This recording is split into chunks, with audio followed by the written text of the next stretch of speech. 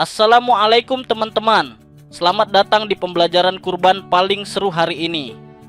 Saya Fikri Yusran dan kita akan ngobrol 15 menit tentang kurban, ibadah Idul Adha yang nggak cuma soal sapi dan kambing, tapi penuh makna buat hidup kita. Oh ya, siapa di antara kalian yang pernah ikut kurban tapi bingung dagingnya dibagi ke siapa? Atau cuman tahu kurban dari status WhatsApp tetangga? Tenang, video ini bakal bikin kalian paham dan ketagihan belajar fikih. Kalian mahasiswa Gen Z pasti suka yang praktis dan visual kan? Makanya video ini dirancang biar nggak bikin ngantuk seperti wifi kampus yang tiba-tiba putus. Kita akan bahas hukum kurban, apa sih aturannya, dan hikmahnya yang ternyata relate banget sama kehidupan kita. Dari soal ikhlas sampai berbagi ala influencer. Plus, ada refleksi seru dan kuis pendek di akhir. Jadi siapkan HP kalian. Bayangkan, kurban itu seperti proyek kelompok. Butuh persiapan, kerjasama, dan hasil yang bikin semua senang. Video ini dibuat supaya kalian sebagai calon guru agama nggak cuma paham teori, tapi juga terinspirasi untuk bawa nilai kurban ke kehidupan sehari-hari. Yuk, kita gaspol ke hukum kurban dulu. Oke, let's talk about hukum kurban. Jadi, kurban itu ibadah menyembelih hewan ternak, kambing, sapi, atau unta saat Idul Adha atau 3 hari tasyrik, tanggal 10 sampai 13 Zulhijjah. Dasarnya dari Al-Quran, surah Al-Kautsar ayat 2. Maka laksanakanlah sholat karena Tuhanmu dan berkurbanlah. Gampang, kan? Ini kayak Allah ngasih reminder, salat dulu terus kurban, biar ibadah kita lengkap. Menurut mazhab Syafi'i, hukum kurban itu sunnah mu'akkadah, sangat dianjurkan buat yang mampu. Mampu artinya apa? Bukan cuma punya duit buat beli sapi, tapi kebutuhan pokok seperti bayar kos, beli pulsa, dan ongkos ojek udah aman. Kalau dompet kalian cuma cukup buat kopi sebulan, ya nggak apa-apa, kurban nggak wajib. Tapi kalau kalian bernazar misalnya, kalau skripsi lulus saya kurban, nah itu jadi wajib. Jadi hati-hati bikin nazar ya, soalnya skripsi lulus itu berat. Siapa yang boleh berkurban? Simple, muslim, sudah balik, waras, dan punya duit lebih. Jadi kalian yang sudah 20-an, single, dan tabungannya lebih dari cukup buat nongkrong, bisa ikut kurban. Misalnya, patungan sama temen buat beli sapi, 7 orang, 1 sapi, hemat dan syar'i. Ini menunjukkan kurban itu fleksibel, cocok buat Gen Z yang sibuk tapi pengen ibadah. Terus, hewan kurbannya harus kambing umur minimal 1 tahun, sapi 2 tahun, atau unta 5 tahun. Hewannya harus sehat, nggak boleh cacat. Misalnya, nggak boleh buta, pincang, atau kurus kering kayak dompet mahasiswa akhir bulan. Bayangkan, kalau kalian submit tugas, pasti pilih dokumen terbaik kan? Nah, kurban juga gitu. Pilih hewan yang top untuk ibadah. Setelah disembelih, daging kurban dibagi 3, sepertiga buat keluarga, sepertiga buat tetangga, dan sepertiga buat yang membutuhkan. Ini kayak bagi-bagi wifi gratis. Semua senang.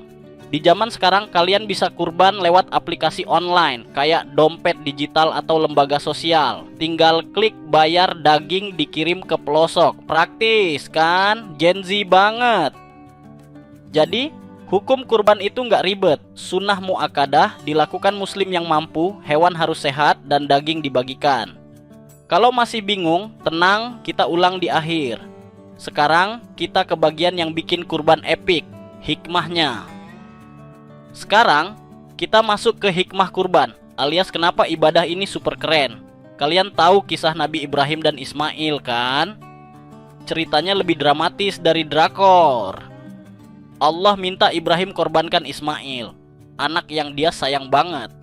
Ibrahim cerita ke Ismail, dan apa kata Ismail? Ayah, lakukan apa yang Allah perintahkan, saya ikhlas. Wow, bayangkan betapa kuatnya iman mereka. Di menit terakhir, Allah ganti Ismail dengan domba. Nah, apa sih pelajaran dari kisah ini? Pertama, ketaatan. Nabi Ibrahim dan Ismail nunjukin bahwa taat ke Allah itu nomor satu, meskipun perintahnya berat. Sebagai mahasiswa, ketaatan bisa kalian praktekkan dalam hal kecil. Misalnya, bangun pagi buat salat subuh, meskipun tugas numpuk atau nggak nyontek pas ujian. Itu ketaatan versi Gen Z. Keren kan? Kedua, berbagi. Kurban itu ibadah sosial. Daging dibagi ke fakir miskin, tetangga, dan keluarga. Bikin semua orang happy. Ini kayak kalau kalian share PDF materi kuliah ke grup kelas. Kebaikan yang menular. Di era digital berbagi nggak cuma daging. Kalian bisa bikin konten edukasi di Instagram, donasi online, atau bantu teman yang ketinggalan catatan. Kurban ngajarin kita bahwa berbagi itu nggak pernah rugi. Ketiga, keimanan. Setiap kurban adalah latihan ikhlas dan percaya bahwa Allah punya rencana terbaik. Ini kayak saat kalian deg-degan nunggu nilai ujian, tapi tetap optimis karena usaha kalian gak sia-sia. Kurban bikin kita lebih tenang karena kita tahu pengorbanan kita punya makna. Plus ada bonus, keimanan yang kuat bikin mental kita lebih tahan banting. Penting banget buat survive di dunia kuliah. Hikmah kurban ini nggak cuman buat Idul Adha. Ketaatan bisa jadi disiplin submit tugas sebelum deadline. Berbagi bisa jadi kebiasaan bantu teman. Keimanan bikin kita chill meskipun wifi kampus mati pas ujian online. Jadi, kurban itu ibadah sekaligus life hack buat hidup lebih bermakna. Sekarang, waktunya kita ngobrol sama diri sendiri. Bukan curhat, tapi refleksi. Saya punya 2 pertanyaan buat kalian. Pertama, apa satu hal dalam hidup kalian yang butuh ketaatan kayak Nabi Ibrahim? Misalnya, disiplin belajar atau sabar sama dosen yang kasih tugas dadakan. Kedua, apa cara kalian berbagi yang bisa nyambung sama nilai kurban? Bisa bantu teman, donasi, atau share ilmu. Jeda video 15 detik, pikirkan jawaban kalian atau tulis di kolom komentar. Kalau sempet, chat teman di grup kelas, sharing ide kalian. Refleksi ini bikin kalian gak cuma dengar, tapi bener-bener ngerasain makna kurban. Yuk, mulai!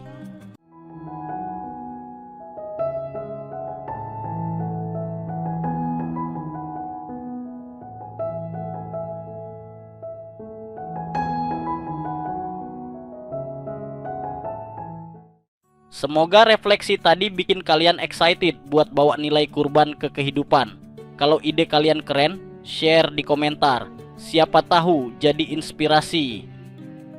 Wah, udah sampai di akhir. Kita udah jalan-jalan bareng belajar hukum kurban, sunnah muakkadah, simple tapi penuh tanggung jawab dan hikmahnya, ketaatan, berbagi, keimanan. Semoga video ini bikin kalian gak cuma paham, tapi juga pengen nyanyi. Kurban itu asyik. Bercanda. Serius, semoga kalian termotivasi buat dalemin fikih dan bawa nilai kurban ke kehidupan. Mulai dari berbagi snack sampai ikhlas nerima nilai B. Setelah saya jelaskan panjang lebar, tidak afdol jika belum ada video animasinya. Jadi saya akan menayangkan animasi kisah Nabi. Lihat baik-baik animasinya dan siapkan jajan lagi biar nontonnya makin seru.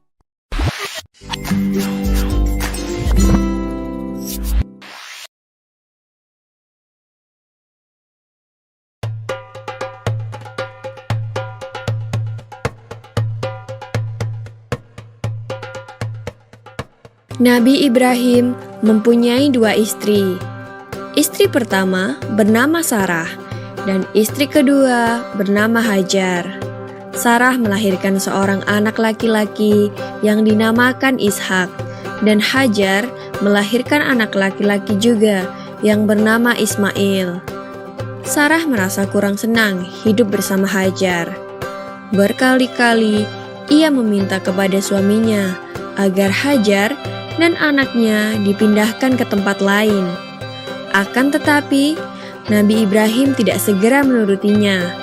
Barulah setelah menerima perintah dari Allah, Nabi Ibrahim mengajak Hajar dan Ismail pindah ke Mekah.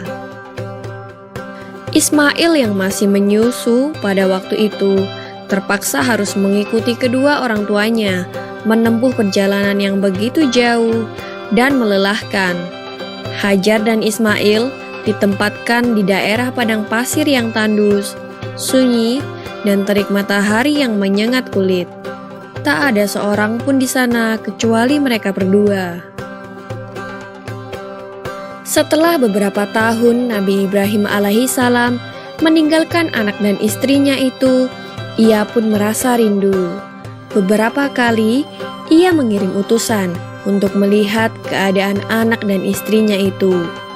Dan ketika utusannya mengatakan bahwa anak dan istrinya dalam keadaan yang baik-baik saja, Nabi Ibrahim pun merasa lega. Ternyata kehidupan istri dan anaknya itu diberi serba kecukupan oleh Allah Subhanahu wa Ta'ala. Hajar dan Ismail dianggap sebagai pemilik dan pemimpin di Mekah, karena mereka berdualah yang pertama kali menetap dan bertempat tinggal di sana. Demikianlah Nabi Ibrahim tidak dapat menahan kerinduannya. Ia pun berangkat ke Mekah dan bertemu dengan Hajar dan Ismail di padang Arafah. Anak dan istrinya itu sedang menggembalakan hewan ternak yang cukup banyak. Dalam perjalanan pulang ke Mekah, setelah menggembalakan ternak, mereka beristirahat di Musdalifah karena kelelahan dan akhirnya tertidur. Dalam tidurnya yang sebentar itu, Nabi Ibrahim alaihissalam mendapat wahyu melalui mimpinya. Ia diperintahkan oleh Allah untuk menyembelih Ismail. Anak kesayangannya itu harus dikurbankan sebagai bukti patuhnya Nabi Ibrahim terhadap Tuhannya. Seketika itu juga Nabi Ibrahim terkejut dan berdebar-debar. Tampak begitu beratnya ujian kali ini. Ia pun akhirnya menguatkan hati demi rasa cintanya yang lebih besar kepada Allah Subhanahu wa Ta'ala. Ia juga pada akhirnya memberitahukan mimpi itu kepada Ismail. "Wahai anakku Ismail, dalam mimpi aku diperintahkan oleh Allah untuk menyerahkanmu sebagai kurban, dan aku harus menyembelihmu. Bagaimana pendapatmu, wahai anakku?" kata Nabi Ibrahim. Ismail pun menjawab, "Wahai ayah, sekiranya itu perintah Allah, maka laksanakanlah apa yang telah diperintahkannya kepadamu. Aku akan tetap sabar dan ikhlas menerima cobaan ini." Dikisahkan iblis berusaha merintangi perintah Allah kepada Nabi Ibrahim. Berkali-kali iblis membujuk Nabi Ibrahim agar tidak melaksanakan perintah itu. Namun Nabi Ibrahim tetap melaksanakan perintah Allah, dan godaan iblis yang begitu dahsyatnya tak akan mampu meruntuhkan ketaatan Nabi Ibrahim kepada Allah. Nabi Ibrahim membawa Ismail ke atas bukit. Di sana, Ismail mengenakan kain penutup mata, dan pedang tajam pun sudah dipersiapkan. Ketika pedang itu sudah berada di leher Ismail, tiba-tiba tubuh Ismail pun diganti dengan seekor kambing yang gemuk oleh malaikat Jibril. Dengan demikian, selamatlah Ismail dari penyembelihan. Allah Subhanahu wa Ta'ala berfirman kepada Nabi Ibrahim, "Hai Ibrahim, kau sudah melaksanakan perintahku dengan ikhlas. Sebagai gantinya, aku berikan binatang ternak untuk disembelih. Ini adalah cobaan besar bagimu." Peristiwa itu terjadi pada tanggal 10 Dzulhijjah di Mina, dan sampai sekarang dirayakan seluruh umat muslim sebagai hari raya Idul Adha. Dan umat Islam yang melaksanakan ibadah haji juga dapat melakukan kurban di Mina sebagai penghormatan atas Nabi Ibrahim alaihissalam. Demikian kisah Nabi Ibrahim alaihissalam. Semoga kisah ini dapat mempertebal iman kita kepada Allah Subhanahu wa Ta'ala. Amin ya Rabbal Alamin.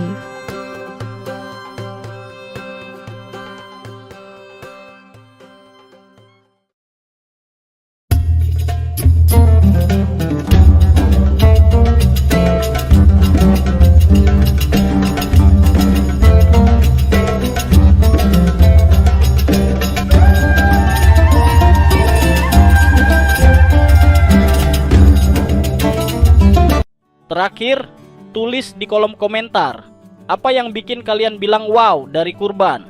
Terima kasih udah nonton. Wassalamualaikum.